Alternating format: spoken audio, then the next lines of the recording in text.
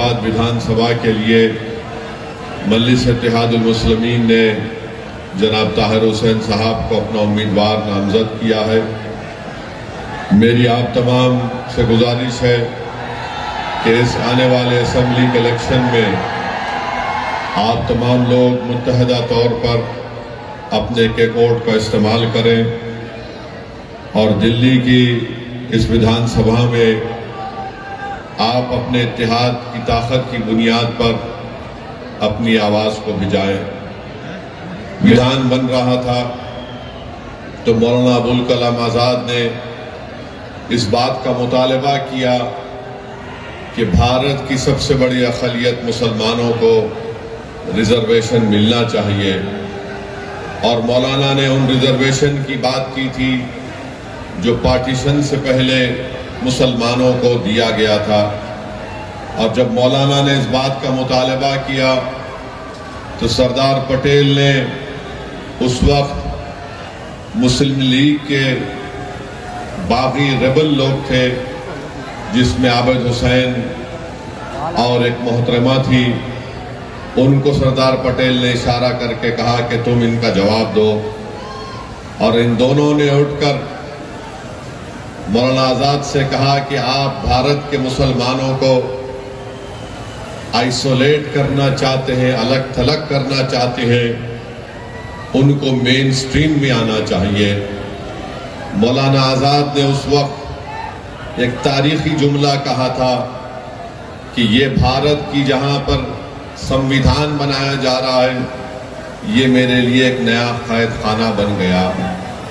मेरे अजीज दोस्तों और बुजुर्गों, 75 साल पहले बाबा साहिब अम्बेडकर ने इस बात को कह दिया कि भारत के अक़लियतों को कभी भी सत्ता में उनको हिस्सेदारी नहीं दी जाएगी, और अगर वो इक़्तिदार में अपने हिस्से का मुतालबा करेंगे तो उन पर एक इल्ज़ाम लगा दिया जाएगा कि ये फ़िरक़ा परस्त हैं, ये फ़िरक़ा परस्ती को फ़रोग़ दे रहे हैं।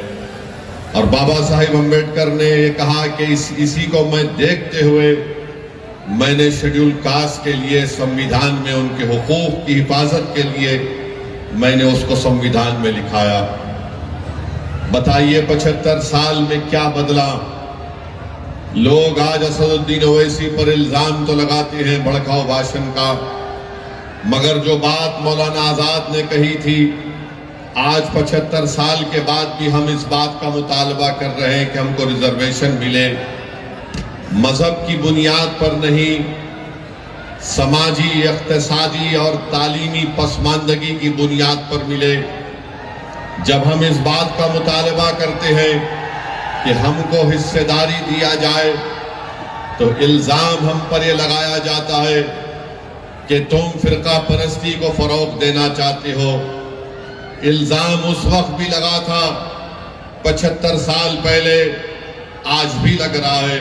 अक़लियत की भी एक लीडरशिप होनी चाहिए, मुस्लिम अक़लियत को भी उनका हिस्सा मिलना चाहिए इक़्तिदार में। तो आज जो लोग मजलिस को गाली देते हैं और इल्ज़ाम लगाते हैं, मुझे उनके इल्ज़ाम की फिक्र नहीं है, क्योंकि यही लोग थे जो 75 साल पहले भी मौलाना आज़ाद पर इल्ज़ाम लगाए। बल्कि अम्बेडकर ने यह कह दिया था कि जब इस मुल्क की अक़लियत अपने हिस्सेदारी की बात करेगी तो इस मुल्क की अक्सरियत ये कहेगी कि ये फ़िरक़ा परस्ती की और नेशनलिज्म की बात कर देती है। मेरे अजीज दोस्तों और बुजुर्गों, आज फिर आपके पास एक वक्त आया है, आप यहाँ से मजलिस के उम्मीदवार को कामयाब करिए। ये एक शख्स की कामयाबी नहीं होगी, बल्कि ये आपकी एक सोच की कामयाबी होगी। ये एक शख्स को आप मुत्तहदा तौर पर अपना वोट डालकर कामयाब नहीं करेंगे, बल्कि आप अपनी एक लीडरशिप को मजबूत करेंगे। भारत में सब समाज की लीडरशिप बन सकती है, मगर अगर किसी एक समाज की सियासी लीडरशिप अगर कोई बर्दाश्त नहीं करता तो वो मुसलमानों की सियासी लीडरशिप को कोई बर्दाश्त नहीं कर सकता। मंशा और मकसद एक ही है कि हम गुलामी करते रहें, हम भीख मांगते रहें, ہم اقتدار میں حصے کا مطالبہ نہ کریں، بلکہ آج ہم کو یہ کہا جاتا ہے کہ اگر تم زندہ ہو تو ہماری وجہ سے ہو۔ مگر بتائیے میرے عزیز دوستوں اور بزرگوں، ہم کب تک گھٹ گھٹ کر، ہم کب تک ڈر ڈر کر زندگی گزاریں گے؟ جمہوریت ہے، بھارت کے آئین کے مطابق، سمویدھان کے مطابق ہم سب تمام برابر ہیں، ہم انسان ہیں، اور جس طرح ہر کسی کو اپنے سماج کی لیڈرشپ بنانے کا قاصد ہے، اسی طرح بھارت کے مسلمانوں کو بھی اپنی لیڈرشپ بنانے کا اختیار حاصل ہے۔ لوگ بار بار کہتے ہیں کہ مجلس جس چیز کی بات کرتی ہے اس سے بی جے پی کو فائدہ ہوگا۔ میں ان لوگوں سے پوچھنا چاہ رہا ہوں، بتاؤ ہم کیا دنیا میں اس لیے پیدا ہوئے کہ تم کو جتائیں، تم کو کامیاب کریں، اور ہم ووٹ تم کو ڈالیں اور تم بی جے پی کو روک نہیں پاتے ہو؟ بی جے پی اقتدار پر دوبارہ آ جاتی ہے۔ یاد رکھیے، بھارت کے مسلمانوں کو اس بات کا فیصلہ کرنا ہے کہ آپ کب تک نام نہاد سیکولر پارٹیوں کے جھولی میں اپنا ووٹ ڈالیں گے۔ بی جے پی کو جو روک نہیں پاتے، میں نے اس وقت بھی پارلیمنٹ میں اٹھ کر کہا تھا جب 2024 کے چناؤ کا رزلٹ آیا تھا، میں نے کہا تھا کہ محبت کی کامیابی نہیں ہے۔ جس طرح تیسرے مرتبہ نریندر مودی بھارت کے وزیر اعظم بنے، یہ محبت کی کامیابی نہیں ہے، یہ نفرت کی کامیابی ہے، اور اسی کی بنیاد پر تیسری مرتبہ بی جے پی 240 سیٹ لے کر آئی۔ مگر سب نے کہا کہ نہیں، بی جے پی کے سیٹ کی تعداد میں کمی پیدا ہوئی ہے۔ ارے بتاؤ ہریانہ کیسے جیت گئی بی جے پی؟ بتاؤ مہاراشٹر کیسے جیت گئی بی جے پی؟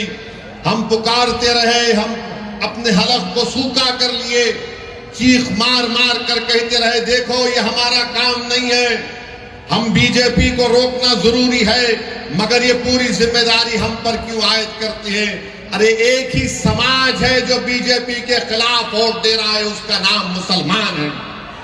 باقی کے سب سماج ہیں، ان کی اکثریت، ان کی میجارٹی بی جے پی کو ووٹ ڈال رہی ہے، مگر ہمارے گلے میں سانپ ڈال دیا گیا کہ نہیں تم بی جے پی کو روکو۔ ارے بتاؤ تم نے ہریانہ میں کیوں نہیں روکے بی جے پی کو؟ بتاؤ دلی میں ایک بھی کیوں نہیں جیتا تمہارا؟ تم نے تو مسلمان کو ٹکٹ دینا تو دور کی بات، تم بی جے پی کو نہیں روک پائے۔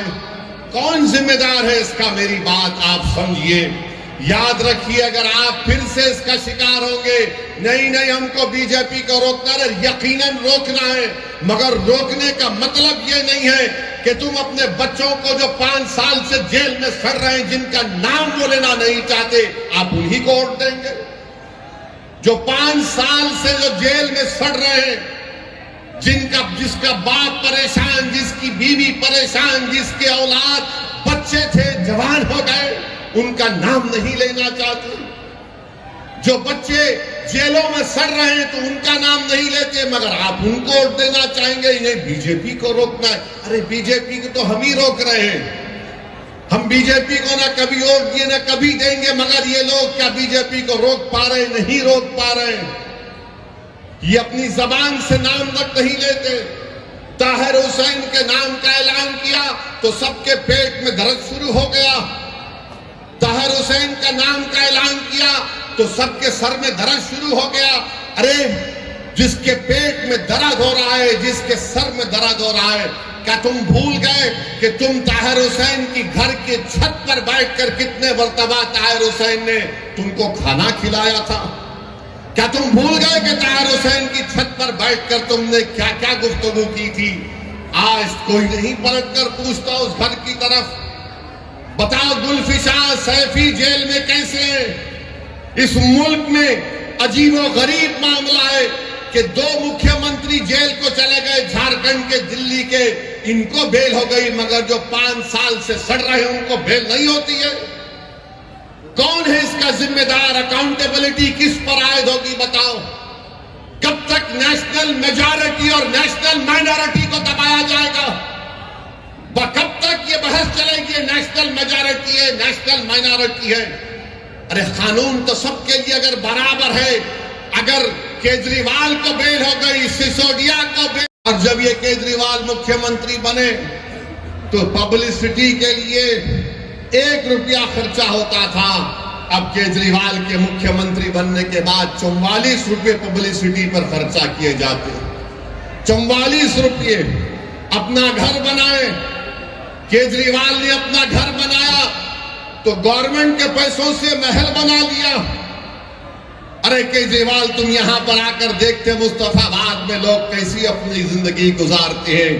میرے عزیز دوستوں اور بزرگوں، نیشنل گرین ٹریبونل نے دلی حکومت پر 900 کروڑ روپے کا ان کو کہا کہ کمپنسیشن دو، مگر اوکھلا، غازی پور، بھلساوا میں جو کچرے کے پہاڑ بن رہے ہیں، ایسا لگتا ہے کہ جوناگڑھ کے گرنار سے بھی لمبے پہاڑ کچرے کے بن رہے ہیں. کوئی پوچھنے والا نہیں ہے کیا ڈیولپمنٹ ہوا دلی میں. کچھ دکھ کر نہیں آتا. آپ کی آواز جب ہوگی تو ڈیولپمنٹ دکھ کر آئے گا. اگر آپ کی آواز نہیں ہوگی تو یاد رکھیے کوئی ڈیولپمنٹ نہیں ہوگا. یہ عام آدمی پارٹی کا مکھیہ منتری مہرولی سے ایک صاحب کو ٹکٹ دینے کا اعلان کیا. وہ نریش صاحب کا نام لیے. بولا گیا کہ ان کے اوپر الزام لگایا گیا تھا، بلکہ کورٹ نے سزا بھی دی تھی. وہ قرآن کی بے حرمتی کرے تھے. یہ ان کا اصلی چہرہ. آپ جان لیجئے کہ عیدگاہ ہے پرانی دلی میں، اس کی زمین پر قبضہ ہو گیا. میں جانتا ہوں 1 سال سے کیجریوال نے دلی کا وقف بورڈ نہیں بنایا. تم نہیں بنائے تو مودی نے ایک آفیسر کا تقرر کر دیا. عیدگاہ کی زمین پہ قبضہ ہو گیا. کیوں نہیں بنایا تم نے 1 سال سے دلی کا وقف بورڈ؟ کس نے روکا تھا تم کو؟ مگر نہیں بنایا اس لیے تاکہ قبضے ہو جائیں، تاکہ کوئی کچھ کر لے. میرے عزیز دوستوں اور بزرگوں، ہم آپ سے اپیل کر رہے ہیں کہ متحدہ طور پر اپنے ووٹ کا استعمال کریے. اگر آپ پھر اسی چکر میں پھنس جائیں گے کہ نہیں کچھ ہو جائے گا، ارے اب کیا بچا ہے مجھے بتاؤ؟ اب کیا بچا ہے تمہارے پاس؟ اب تو یہاں سے اٹھنے کی بات آپ کو ہم کو کرنا ہے. بھارت کے وزیر اعظم کہتے ہیں کہ وقف سمویدھان میں وقف نہیں ہے. پردھان منتری کے پاس یقیناً انٹائر پولیٹیکل سائنس کی ایم اے کی ڈگری ہے، مگر نریندر مودی نے سمویدھان کو پڑھا نہیں کبھی بھی. اگر پڑھے ہوتے تو آرٹیکل 26 کو جب پڑھتے تو ان کو معلوم ہو جاتا آرٹیکل 26 میں وقف ہے. پردھان منتری بولتے ہیں UCC کو لاگو کریں گے. ارے پردھان منتری، ہندو انڈیوائیڈڈ فیملی کے ٹیکس ریبیٹ تم ختم کرو. لو جہاد کے قانون تم بناتے ہو. کوئی اپنا مذہب تبدیل نہیں کر سکتا. اور آج کل بی جے پی تو بابا صاحب امبیڈکر کے بارے میں اناپ شناپ بک رہی ہے. اگر آج امبیڈکر زندہ ہوتے تو امبیڈکر سے کہا جاتا کہ اگر آپ مذہب تبدیل کرنا چاہ رہے تو پرمیشن لو. وقف کی جائیدادوں کو چھیننے کی کوشش بی جے پی کر رہی ہے، اور دلی میں 1 سال سے وقف بورڈ نہیں بنایا جاتا. بہرحال میری آپ تمام سے اپیل ہے کہ آپ مجلس کی تائید کریے.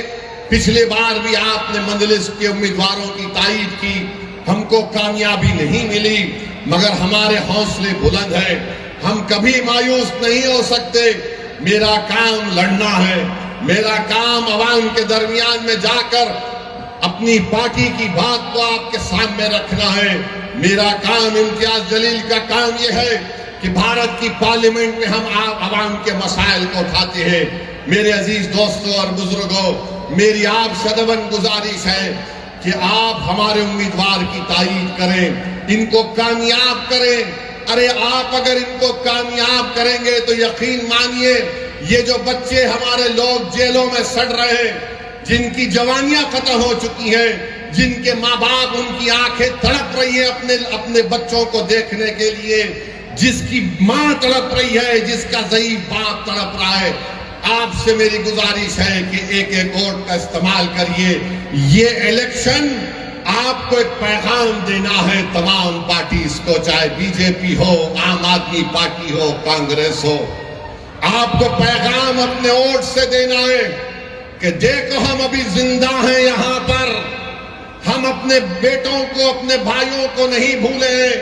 ہم اپنے وجود کا احساس دلائیں گے. ہم مصطفی آباد کے وکاس کے لیے مجلس کو ووٹ دیجئے، آپ دیکھیں گے سب دوڑ دوڑ کر آئیں گے، ورنہ یہ سب پارٹیاں جانتی ہیں بی جے پی کسی مسلمان کو ٹکٹ نہیں دیتی۔ نریندر مودی تو کہہ چکے ہیں کہ مسلم عورتیں زیادہ بچے پیدا کرتی ہیں، نریندر مودی تو کہہ چکے ہیں کہ منگل سوتر نکال کر مسلم بہنوں کو دیا جائے گا، مگر نریندر مودی جو بولے آر ایس ایس کے موہن بھگوت الٹا کر دیے، اور موہن بھگوت بول رہے ہیں کہ اب دیش کے جنتا کو 3 بچے پیدا کرنا چاہیے۔ اب موہن بھگوت کس کو کہہ رہے ہیں مجھے نہیں معلوم، موہن بھگوت پوچھ لے نریندر مودی سے کہ کس پر الزام لگایا گیا تھا، مگر میرے عزیز دوستوں اور بزرگوں، ان تمام چیزوں کا اگر ہم جمہوری طریقے سے جواب دینا چاہتے ہیں تو میری آپ سے گزارش ہے کہ مجلس کے پتنگ کے نشان پر آپ بٹن دبا کر اپنے ووٹ کا استعمال کریے۔ یقیناً بی جے پی کو روکنا ہے، مگر میں کوئی کولی نہیں ہوں سیکولرزم کا کہ میں 75 سال سے میں ہی اس فرض کو نبھا رہا ہوں۔ ہم کب تک اس بوجھ کو اٹھائیں گے بتاؤ؟ کب تک ہم اٹھائیں گے؟ ہماری مسجدوں پر حملہ ہو رہا ہے، سنبل میں گولی مار دی گئی، 5 معصوم بچوں پر سینے پر گولی مار کر ان کو ختم کر دیا گیا۔ 500 سال کے بعد مجھ سے کہا جا رہا ہے بتاؤ یہ تمہاری مسجد ہے یا نہیں؟ 800 سال کے بعد کہا جا رہا ہے کہ خواجہ اجمیری کی درگاہ ہے نہیں، تم بتاؤ۔ میرے بھائی یاد رکھو، تم جس پر بھروسہ کر کر ٹیکا لگا کر بیٹھے ہو نا، وہ جانتے ہیں کہ اسی طرح کی باتیں اگر کوئی کرتا رہے گا ہم ڈر کر ان کو ووٹ دیں گے۔ ارے میں تم سے کہہ رہا ہوں اگر آپ اٹھیں گے، نوجوانوں یاد رکھو یہ تمہاری لڑائی ہم لڑ رہے ہیں، میری زندگی کا چراغ کب ختم ہو جائے وہ اللہ جانتا ہے، مگر مستقبل تو تمہارا ہے۔ اگر آج تم اٹھ کر متحدہ اپنے ووٹ کا استعمال کرو گے تو کوئی تم کو ڈرا نہیں سکتا۔ تم ڈرتے ہو تو اس لیے ڈرایا جا رہا ہے، جس دن تم نہیں ڈرنے کا اعلان کرو گے، اور نہیں ڈرنا صرف زبان سے نہیں ڈرنا جب تم کہتے ہو کہ میں کسی باپ سے نہیں ڈرتا، میں کسی مائیکل لال سے نہیں ڈرتا، میں کسی مودی سے نہیں ڈرتا، میں کسی کیجریوال سے نہیں ڈرتا، اس کو عملی جامع نامہ کیسے پہنائیں گے؟ صرف نعرہ لگانے سے تم خوش ہو جاؤ گے نہیں، تم کو جا کر اپنے ووٹ کا صحیح استعمال کرنا پڑے گا، اور صحیح استعمال مصطفی آباد میں پتنگ کے نشان پر طاہر حسین کے لیے، ان تمام مظلومین کے لیے، اس ویدھان سبھا کے وکاس کے لیے آپ کو اپنے ووٹ کا استعمال کرنا پڑے گا۔ اس ڈر کو نکالو اپنے دماغوں سے۔ تم کب تک اور ہم کب تک ڈرتے ڈرتے زندگی گزاریں گے؟ ایک بار اس ڈر کو نکالو۔ اس دلی کے ویدھان سبھا میں آپ اپنے اتحاد کی نشانی کے طور پر مجلس کے نمائندوں کو کامیاب کرو، دیکھو حالات بدلیں گے، ورنہ یاد رکھو کوئی آسمانوں سے آنے والا نہیں ہے، کوئی زمین سے نکل کر آنے والا نہیں ہے، اور اللہ بھی انہی لوگوں کے حالات کو بدلتا ہے جو اپنے آپ کو بدلنا چاہتے ہیں۔ اگر آپ اپنے آپ کو بدلنا چاہیں گے تو اللہ انشاءاللہ تعالی ہمارے مشکلات میں آسانی پیدا کرے گا۔ اگر آپ اپنے حالات کو بدلنا چاہیں گے تو اللہ ہمارے لیے ہمارے منزل مقصود کو ہم کو پہنچا دے گا۔ اگر تم صرف دماغی پس و پیش میں رہو گے کہ کیا ہوگا، ایسا کرے تو ایسا ہوگا، نہیں کرے تو کیا ہوگا، ارے ہماری ذمہ داری جتنی ہے اتنا نبھاؤ، ہماری جتنی ذمہ داری ہے اتنا تو نبھاؤ۔